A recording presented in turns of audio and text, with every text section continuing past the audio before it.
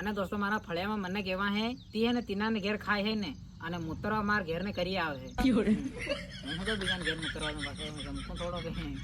અને દોસ્તો મક્કી મોટી થઈ ગઈ ડોડિયો બી લાગી ગયો લોક નવા થઈને જબર ખુશ થઈ રહ્યા એટલે ઓહો ડોડિયો ખાય રહ્યા કાકડા ખાય રહ્યા ખુશ તો હું બી થઈ રહ્યો કેમ કે કઈના બી નું કુકડું ધરીને બેસી આવે મારલું નહીં પડે